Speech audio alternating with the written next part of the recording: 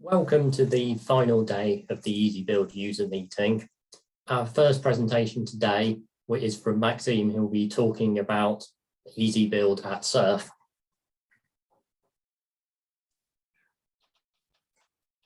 Yeah. Thank you. Thanks, guys, for having me here. So basically, yeah, I'll talk about EasyBuild, how we deal with software management at SURF. Shortly about me, my name is Maxime Mastrov. I'm an HPC advisor. SURF is located in the Netherlands. It's quite a decent company, quite a big company that provides different services for academia, for industry within the Netherlands. Basically, all relate to supercomputing, cluster computing, visualization, scientific visualization, data services, clouds. We have a group HPML, which deals with machine learning, deep learning, etc. We provide some security and network connectivity, and of course, trainings and consultancy and access to Grid, Spider, etc., etc.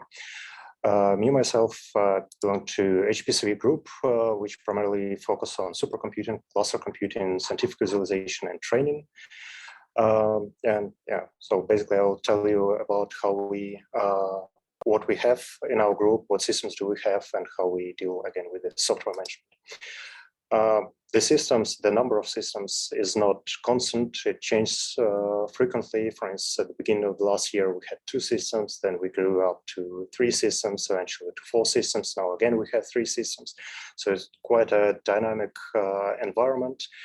And also not just dynamic, but also we have quite heterogeneous systems. So for instance, we had former national supercomputer Cartesius, which had Broadwells, Haswells, Ivy, Sandy Bridge, KNL, something else.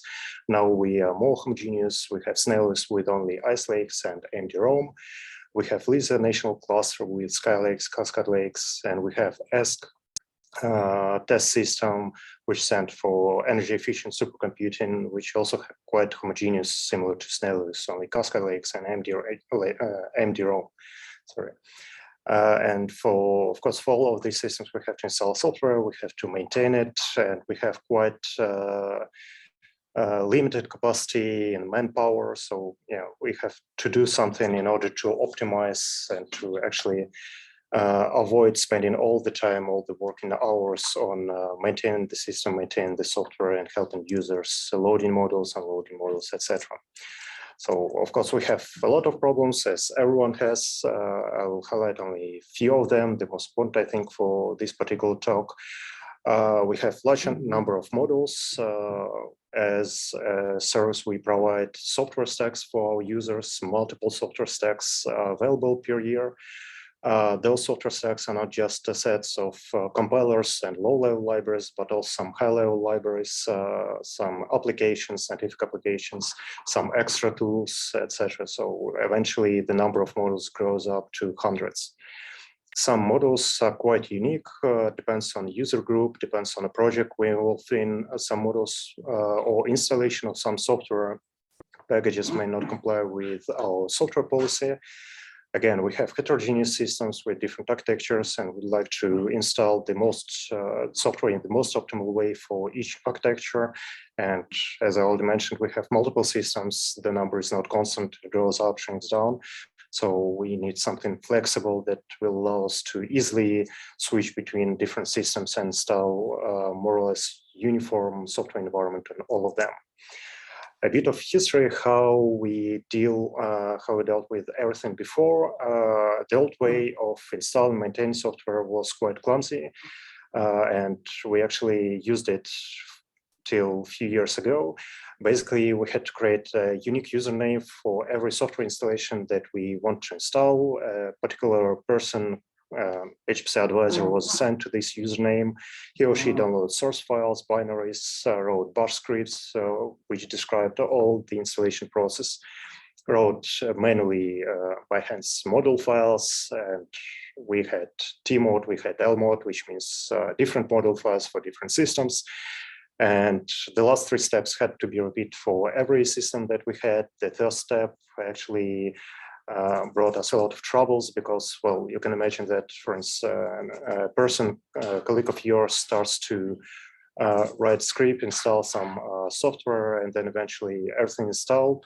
He or she is a maintainer of the software, and then in a few months he or she leaves to another company. So the username, the software username, becomes abandoned. No one keeps track of them. The number of usernames grows, and at a certain point, you have hundreds of completely useless and unused home folders that belong to no one. So yeah, that's what we had. And yeah, of course, manually written model files, manually written installation scripts. Although we had some templates, people tend to complicate things, tend to do some, deviate from templates, do some specific stuff, which means that eventually you have non-reproducible way to install the software.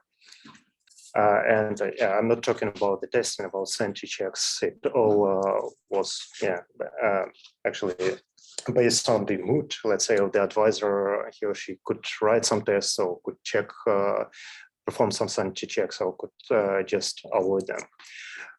Eventually, we switched to a beta system. At least we think it's a beta system. First of all, we start to use L mode everywhere. There are different reasons why. Won't start Holy War, what is better, T mode or L mode here, but we figured out that for us, L mode is more convenient, more robust. We start to use Jenkins for automation. With Jenkins, we start to use EasyBuild for software installation, Reframe for software testing, Confluence for documentation, for creation of wiki pages, and we also start to use Xalt to monitor usage of packages to decide which package should be installed next year and which can be skipped. So step by step, let's start with problem number one. We have large number of modules. So what does it mean? It simply means that we have quite decent workload on our help desk, and we have a lot of requests that from users that potentially can be avoided. The first way to avoid them is to unify the model environment. So we switched to L mode actually on all systems just last year, somewhere in November. And very happy about it. So we figured out how to properly set up cache, spider cache, so it can be local and global, so users can do some local installations in their home prefixes and also use spider cache from the global system, from system-wide installations. We put some restrictions for users. For instance, before we allowed users to unspecify or underspecify the module name. So they could use some default models, for instance, calling just Gromox, and model load Gromox will load some Gromox, which is the default version. Nowadays, we said that users have to specify the complete name, and not just complete name, but also complete version. All we allowed for users is to use case-independent sorting. What basically simplifies comments like model avail, model, and basically model avail, model search. Global cache and local cache. So the global cache is updated at the end of the Jenkins pipeline. I will come back to it a bit later. Local cache, and it is stored system-wide. It is shared among all users. And local cache is stored in a home folder. It is updated every time user installs something locally. For local installation, we have eb local install wrapper script. It's nothing else but just wrapper over a standard eb command that redefines the installation path and again updates the local cache. Our policy is quite simple. We release one software stack per year. So although EasyBuild community has different tool chains, for instance, 2021A, 2021B, 2021C, etc., we just stick to 2021A and we keep using it till the end of the year. And next year we switch to 2022A, etc., etc. The releases are scheduled for August and September. There are multiple reasons for it. Actually, three main reasons. First reason that August is a downtime. Most users are going for vacations, which means our system is free. We have less help desk tickets, which means we have more time to actually play around with software, test it properly, etc.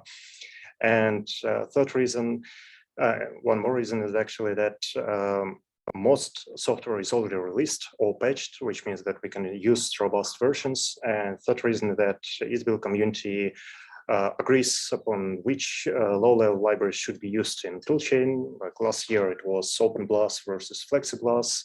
By July, August, it was agreed that FOSS should depend on FlexiBLAS, and so yeah, all 3 points somehow converge in August. So we decided it's quite a good time to release a new software stack. At most, we have 3 software stacks per year. It's basically, we call them production, previous production, and deprecated production is the fully supported, recently released. All new software we install in a production software stack. Previous production is, stands for itself. It's production from the previous year. We provide unlimited support. Basically, we don't install any software there, but we can patch some libraries or some applications. And finally, deprecated is 2 years old software stack that we provide for users who still need time to migrate their scripts, their source code to the new software stack. And again, we use Excel to determine actually what should be moved from the previous product, from the current production to the next production. One thing that we've done last year, prior to 2021, we always installed all models with 2 toolchains, with FOSS and Intel, which means that we doubled the number of models that we had. And last year we decided to go for 2021A with FOSS only. Well, one reason is that we got a new supercomputer which is AMD based, and we were not sure if FOSS is better, if Intel will perform as good as FOSS or vice versa. And also we decided that there is no reason to keep 2 toolchains or software installed with 2 toolchains simply because, well, Excel showed us that people don't use Intel that often, and again, if there are something, if there are some bugs, there are some issues, it's easier to patch FOSS toolchain rather than Intel toolchain. Only we still provide Intel toolchain, but only for experienced users and only to install packages that cannot be compiled with FOSS, like some chemical packages, OpenMolgas and WChem, MS. And we also provide some set of compilers and development tools for experienced users, so they can simply to facilitate the development on our systems in-house costs. And we restrict our software policy. So basically, before we said, if user wants new software installed system-wide, please submit a ticket to our service desk, and we will consider, we'll see if we will install it or not. Nowadays, we simply say if users want to install software, they do it themselves in the local prefix. It drastically reduced the number of tickets and also reduced the number of modules that we install and that we have to maintain. So in the last few years, we managed to reduce the number of modules by a factor of 2 approximately, from 700 to 380. And it happened step-by-step: introduction of the software policy, introduction of Excel, introduction of FOSS toolchain. The problem number 2 is a bit different. Some models are unique. We are involved in different projects. We have different user groups. And for instance, some user group may request software that does not comply with our software policy. So in this case, we create Substack, which, for instance, we have a contract, or let's say we have partners, Deltares. Their software depends on Intel toolchain and they cannot compile with FOSS. So for them, we create a Substack. We install some missing libraries with Intel toolchain, for instance, Specie, Mumps, Hyper, something else. And they're quite happy using it. And we do not show other users these models. So we don't want actually to spoil our users, saying that, okay, sometimes you can have something installed with Intel, but in general, yeah, our software policy doesn't allow it. And basic idea of Substacks is that we would like to avoid duplicates among install software. So we'd like to avoid creation of new software stack that will duplicate JSC, libxc, and all these low libraries there. Basically, Substack is nothing else but an extension of the original stack. So for instance, if we have 2021 software stack, then 2021 Delft3D or 2021 OSSC will simply add to the existing model set of models. And it happens by modifying model path when you load one of these environments. Problem number 3, heterogeneous system. we have different architectures, we have different features. Some architectures support AVX, some AVX2, some only AVX 512. To deal with it and to simplify scripts that automate everything, these groovy scripts from Jenkins, we use symlinks. So basically every node has a generic symlink, which is called /sw/arc, which points to a real location, to the real point where you can get the software optimized for this particular architecture. And from system to system, we have completed the same pattern. So for instance, if you log into Snellius on AMD node, then you'll find that this SW arc will point to AMD Zen 2. If you log into Intel node, it will point to Intel AVX 512. And of course, we have some architecture agnostic models and software which are simply stored in the same symlink SW node arc.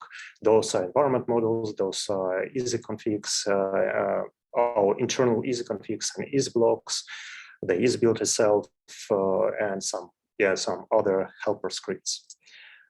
And finally, problem number 4, multiple systems. So as I said, we have different systems. The number is not constant, so we need something that allows us to uniformly install everything, the same set of software, the same setup, the same set of software environment on every system. And for this, we're using Jenkins. For now, we have 3 different automated setups in Jenkins. SURF is for installation of the software, and Jenkins is nothing else on our side but just a set of Groovy and Bash scripts. So for software installation, just Groovy, Bash, EasyBuild. Then for regression tests, we're using Reframe, and for automated documentation generation, we're using a simple Python script with REST API from Confluence.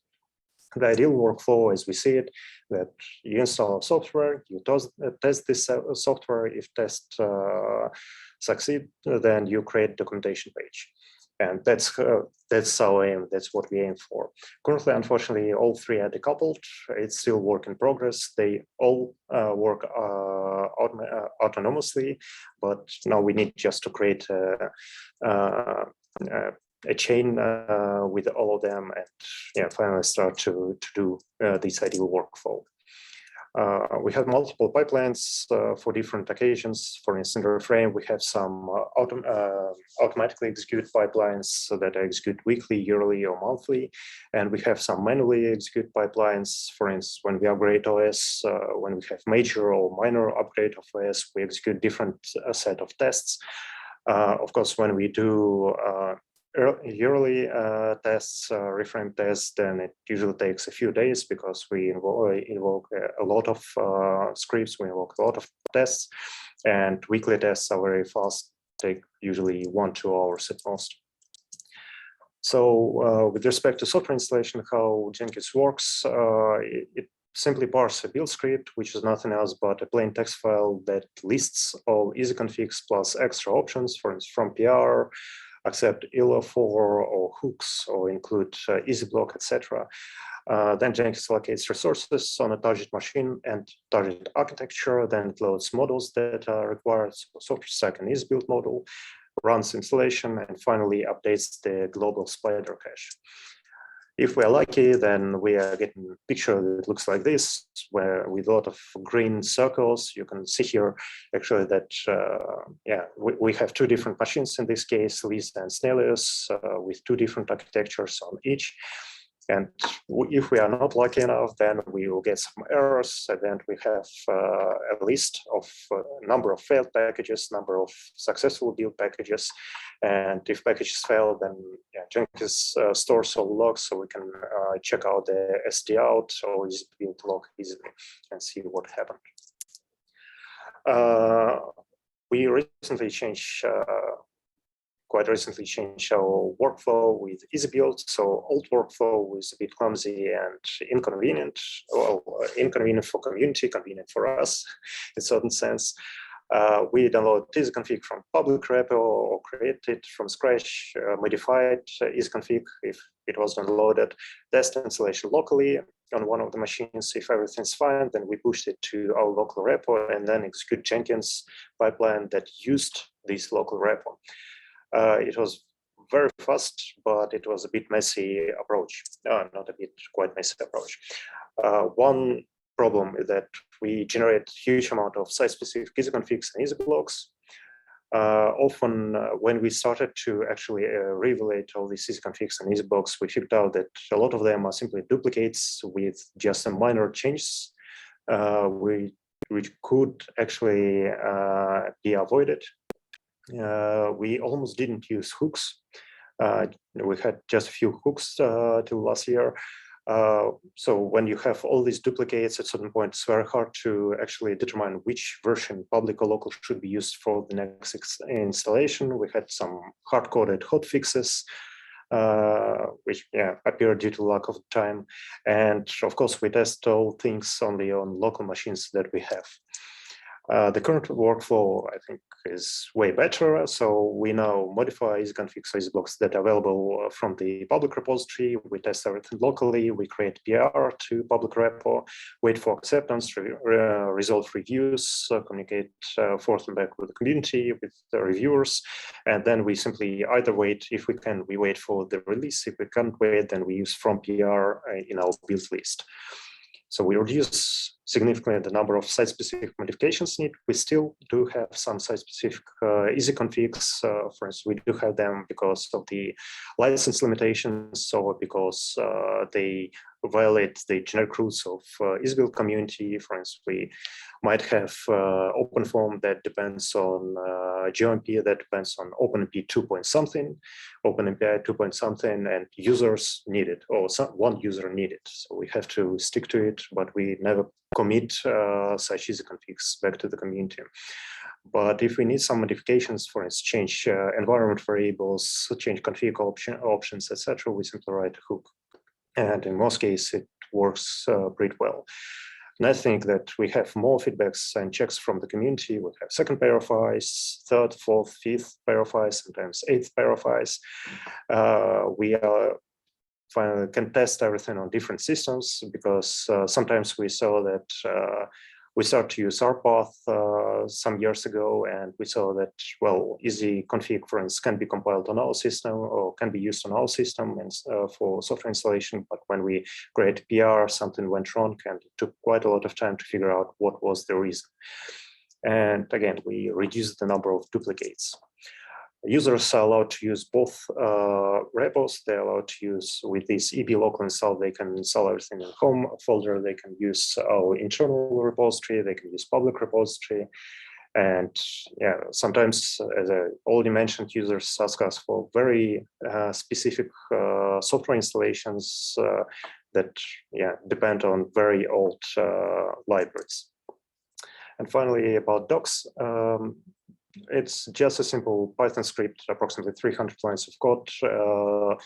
It depends on Atlassian Python API, which is nothing else but just a wrapper over a Java REST API from Confluence. This script basically parses all module files category by category, starting from, let's say, geo to chem to math to MPI to tools, etc. Goes into this category, goes into the particular model file, parse it, grabs the description, grabs the list of dependency, and then creates or modifies, if one is already created, the wiki page in Confluence. And then users can see how many models do we have, what these models do, how many, what models they depend on, etc. So basically, yes, that's our current workflow. That's how we deal with it. Xalt is just to decide what should be installed next year. And then Jenkins that automates separately installation with EasyBuild, tests with reframes, and creation of Confluence page. What we aim for is the following. We still use Xalt to decide which software should be moved to the next software stack. Jenkins still responsible for automation of everything, but then we have a chain which looks like this. We install the software, we test this software, and if test is fine, then we create a Confluence page. And also within the Confluence page, after test, we can specify, for instance, some performance measurements or something else. We are working currently also on development of visualization tools, some dashboards for users that will be populated that will be created based on the output from reframe. So users can see, for instance, how performance of a particular software changed after OS upgrade or after moving to a new version of sub-library, etc. So yes, basically that's it. Thanks. Almost, yeah, a bit longer than I expected. Thank you. Are there questions for Maxime? If so, and you're in Zoom, please raise your hand using the Zoom feature.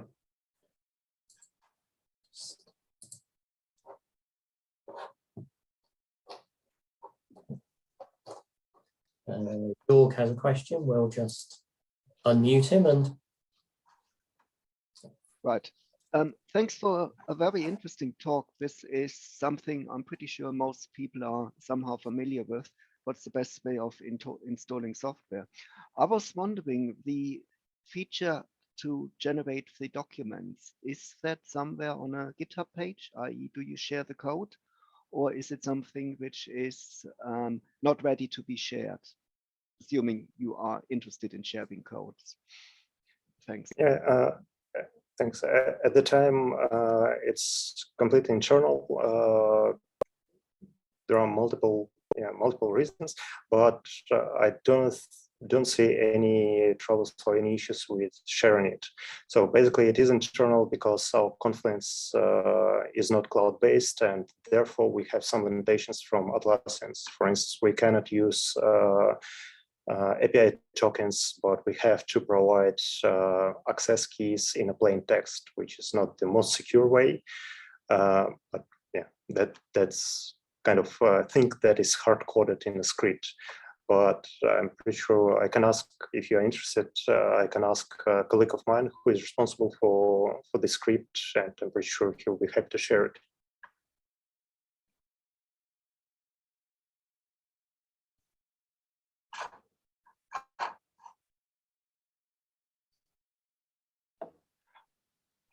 Yes, I think it would be, I'm pretty sure I'm not the only one who would be interested in having some kind of automated scripts which generate the documents one way or another.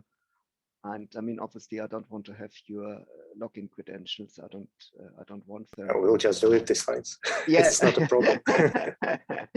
so yes, I understand that it is a difference between writing code which is specific to your site, or writing code which is a bit more flexible and you can adjust it to other bits and pieces. I would say it's quite specific. I would say it's quite flexible.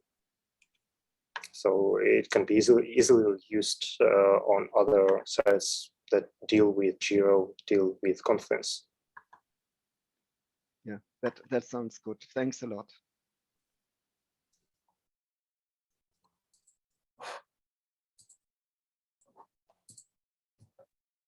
I'm not seeing any more questions, so I think we'll wrap this part and move on to Sebastian, who will be from Jülich, who will be doing in the next half.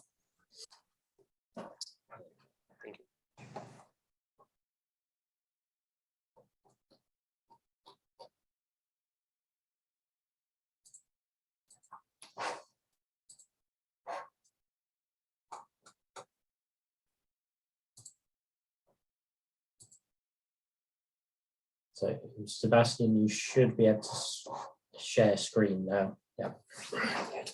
Yes. Do you see my screen? Yes, we do, and we can hear you. Perfect. So we're ready. Okay, thanks. Please go on. Yeah, thanks a lot, Simon. Yeah, my name is Sebastian Achilles, and I will give the JSC site presentation today. So let's first talk about the machines that we have at the Jülich Supercomputing Centre. So we have JUWELS. JUWELS is a modular supercomputer, so that means it has a cluster module and a booster module. The cluster module has about 2,500 nodes, 2,200 standard nodes, then 240 large memory nodes, and 50 6 GPU nodes. It's using the Intel Skylake CPUs, and the GPU nodes have 4 V100 each. The booster module on the other side is built on AMD Rome, and it has 4 A100s. On the booster node, we have 936 nodes in total, and both of them are in the same network. That means that you can actually submit modular jobs that run on the cluster nodes and on the booster nodes. The other big machine that we have in Jülich is called Eureka. This is also a modular supercomputer. We have 2 modules here, the cluster module, which was updated quite recently. We have 768 nodes in total. This is built on AMD Rome. Here, the bigger CPU with 2 times 64 cores. And we have 512 gigabytes of main memory. We have 96 large memory nodes with 1 terabyte of main memory and 192 GPU nodes with 4 A100s. The Eureka Booster, on the other hand, is our oldest supercomputer right now. In the beginning, we had 1,640 nodes. We reduced that slightly due to power limitations at our facility. This is built on Intel KNL, and this one is using OmniPath. You can see here, the cluster part is using InfiniBand, and the booster is using OmniPath. However, they are both connected with gateway nodes, so you can still launch modular jobs which run on both modules at the same time. Then we also have Yusuf. Yusuf is a little bit smaller cluster. It has also the AMD Rome CPU with 2 times 64 cores. And we have 61 GPU nodes with 1 V100 each. A slightly smaller machine is HDFML. ML, you can guess it, stands for machine learning. So this is a cluster dedicated for machine learning tasks. And here it's based on Intel Skylake, and each node has 4 V100s. We also have a couple of prototypes at the JSC. So the biggest one is the deep prototype. Here we have actually 3 modules. So we have the cluster module, which is based on Skylake. Then we have the extreme scale booster, which is based on a very small Skylake CPU and 1 V100.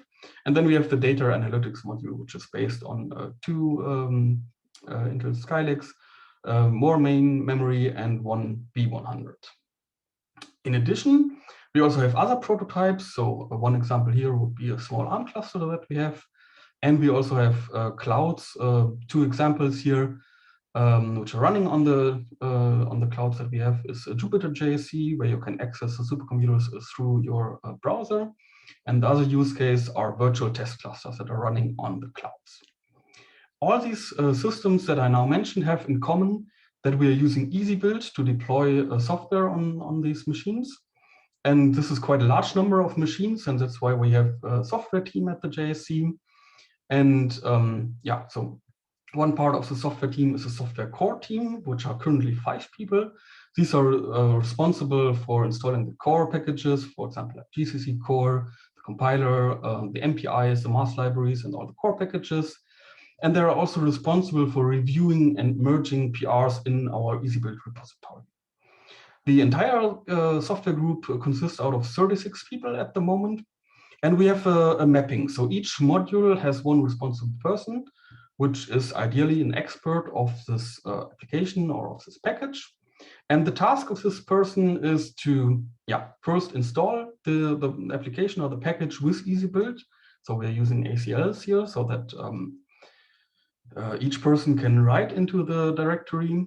And then after installing, or in addition to installing, also testing the installation and validation so that everything is working and that it's also working as fast as expected.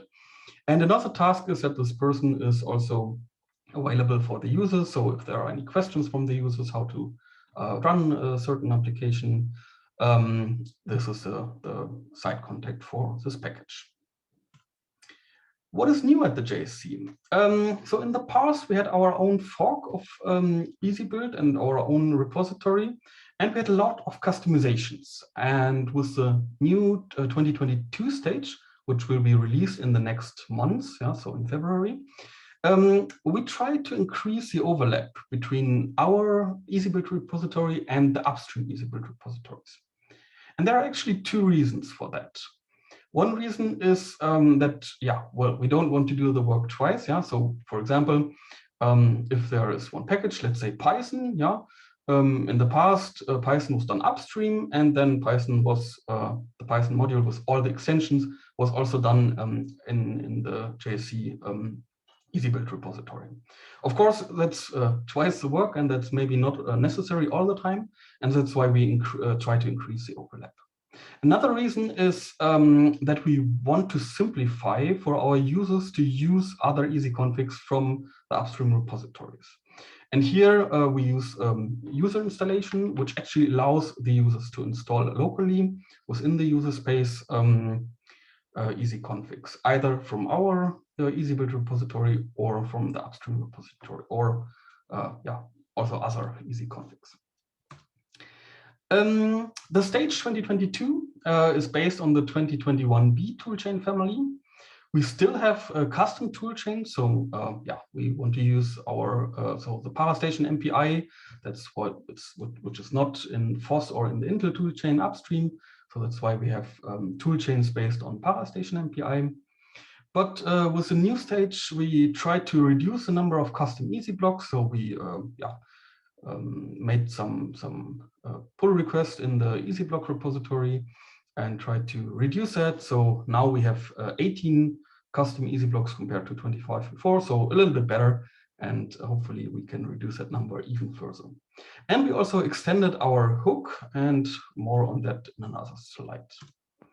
This is the current overview that we have. So it's quite similar to 2021B. So we use GCC core 11.2.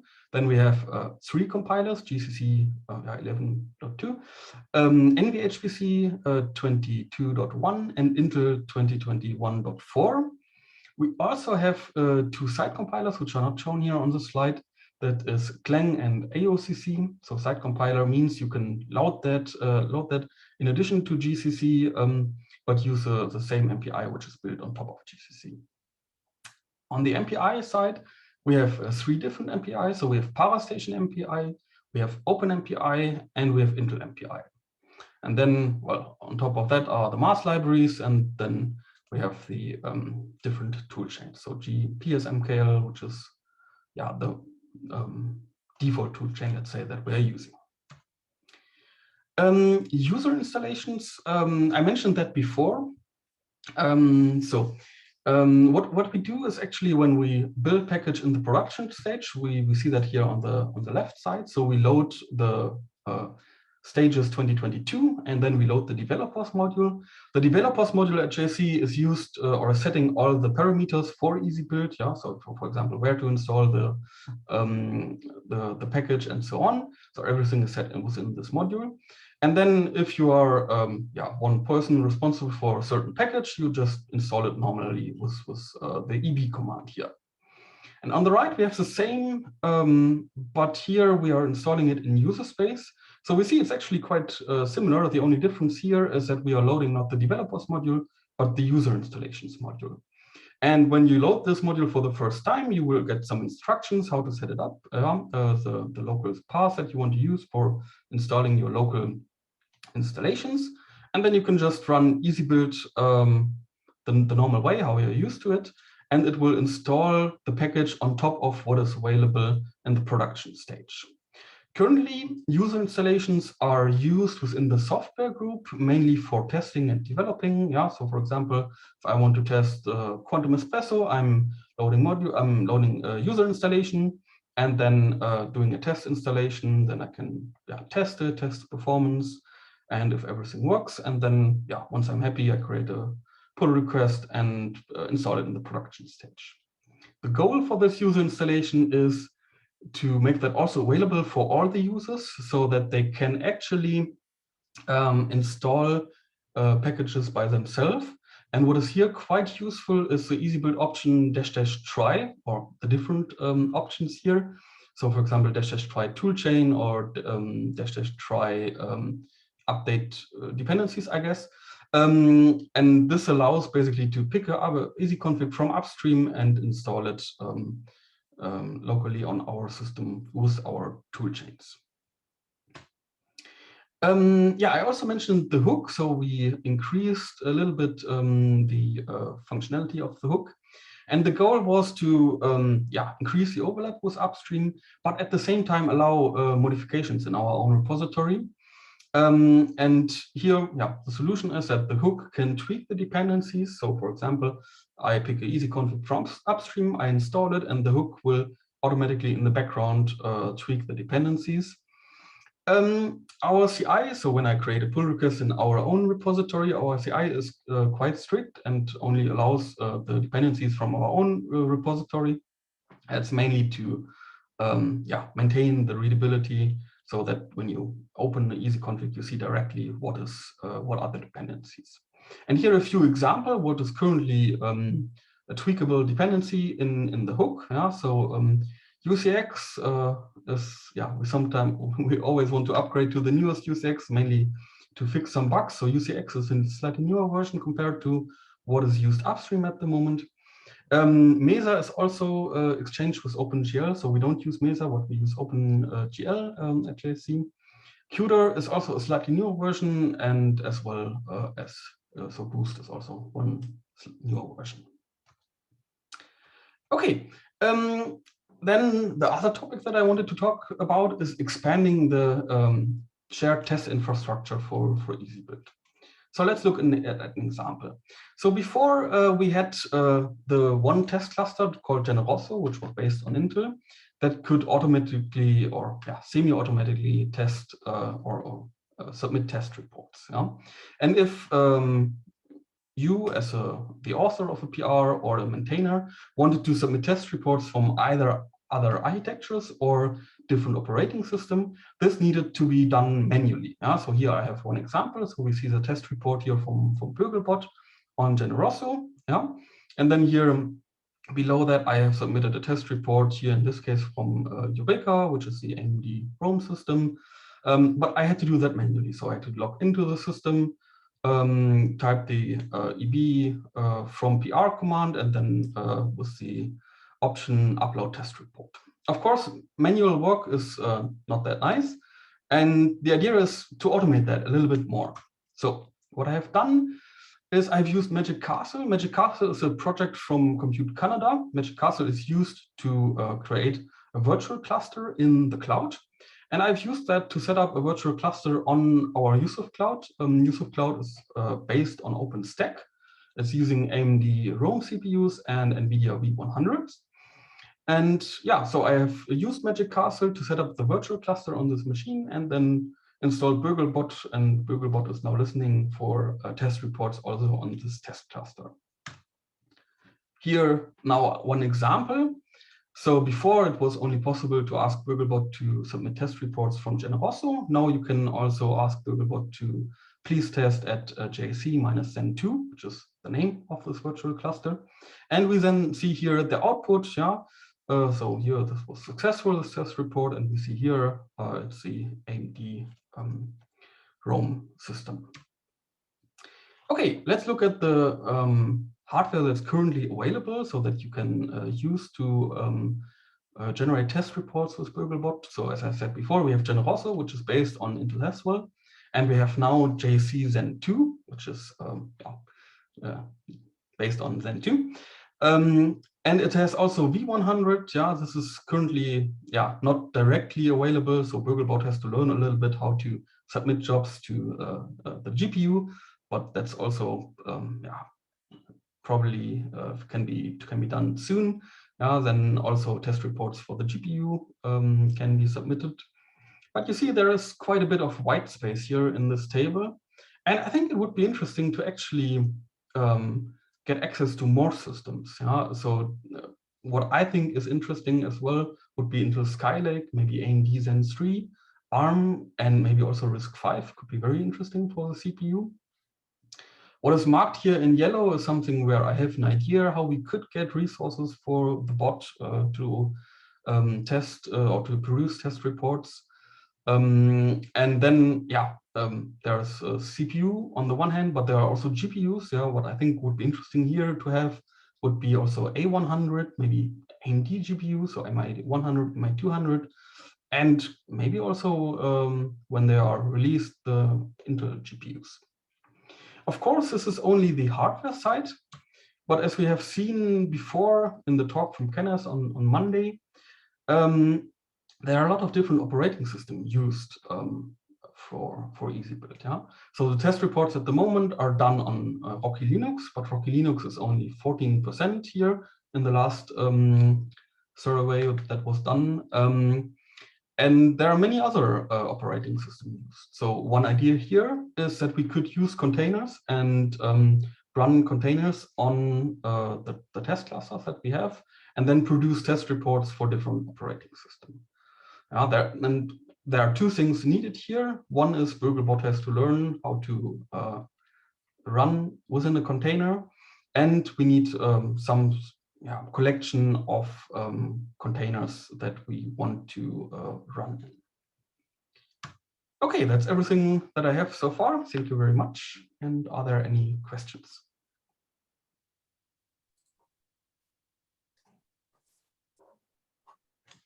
Thank you. First question from Jörg. Yeah. Hi, thanks. It's a very interesting talk again. And I've noticed many things what I have developed, you already have in a slightly better way of doing it. At least it looks more shiny. What I'm doing is I'm installing software in a Singularity container. And there are actually already scripts available which allows you to build the Singularity container. So I'm quite happy to share that. I have to advertise the talk which is coming up about software installation within Easy. Sorry, end of advertisement. Because what I think, what I've seen in the last two talks is we are doing things more or less in a very similar way. And I think it would be quite nice if we can join forces and we work together. So we've got the benefit of multi-site approach.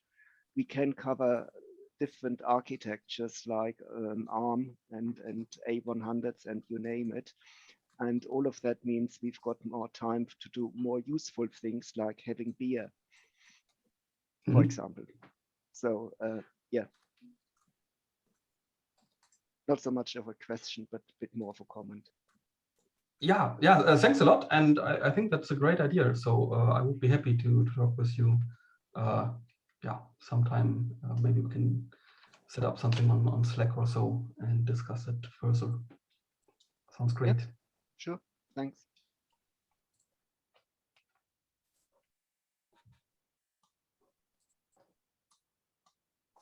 Did anybody else have a question for Sebastian?